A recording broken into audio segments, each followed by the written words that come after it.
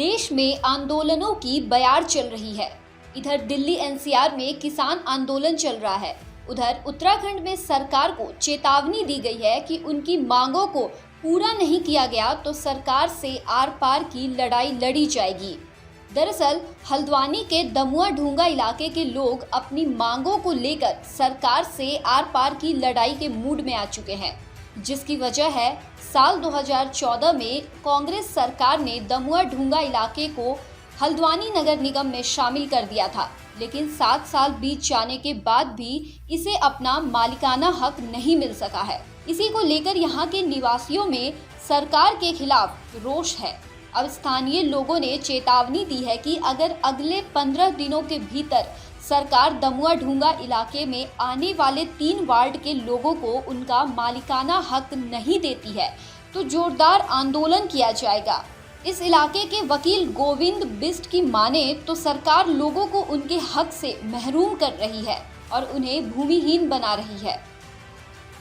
ये सरकार तो हमेशा विरोधियों की सरकार रही, इसे विपक्ष में ही ये बहुत अच्छे थे। ये सरकार में भी रह के विपक्ष की भाषा में ही बात करती है और अब कांग्रेस से कहती है कि कांग्रेस सही तरीके से विपक्ष का भूमिका नहीं निभा रही। अरे तुम सरकार की भूमिका निभाओ, तुम कांग्रेस के विपक्ष की भूमिका की बात मत करो जो शासनादेश लागू हैं।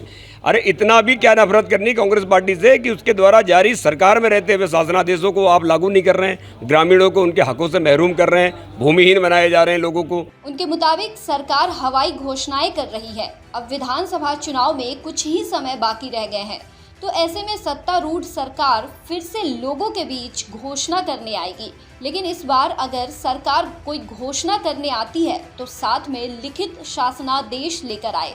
इस वक्त अगर हमारे दमुआ ढूंगा क्षेत्र में शासनादेश हुआ पड़ा है, अगर शासनादेश होने के पश्चात भी अगर एक कार्य नहीं करती तो संदेह के घेरे में आती है और अगर हवाई घोषणा करेगी तो पहले भी कहा हमने पुरजोर विरोध करेंगे।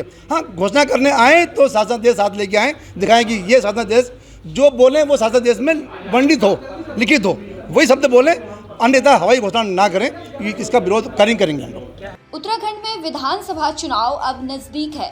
जाहिर है सरकार जनता को नाराज नहीं करना चाहेगी क्योंकि इसका सीधा असर चुनाव पर पड़ेगा। ऐसे में देखना ये होगा कि दमुआ ढूंगा की जनता के 7 साल का इंतजार खत्म होता है या फिर उनकी मालिकाना हक की ये लड़ाई यूं ही जारी रहेगी। ऐसे ही ताज़ा तरीन खबरों से जुड़े रहने और उसके अपडेट जानने के लिए जुड़े रहें आप अपने राजपट टीवी चैनल से। साथ ही राजपट टीवी के वीडियो को लाइक और सब्सक्राइब करें और बगल वाली घंटी को भी बजाएं। अपना बहुत बहुत ख्याल रखें। साथ ही याद रहे 2 गज की दूरी, मास्क है जरूरी।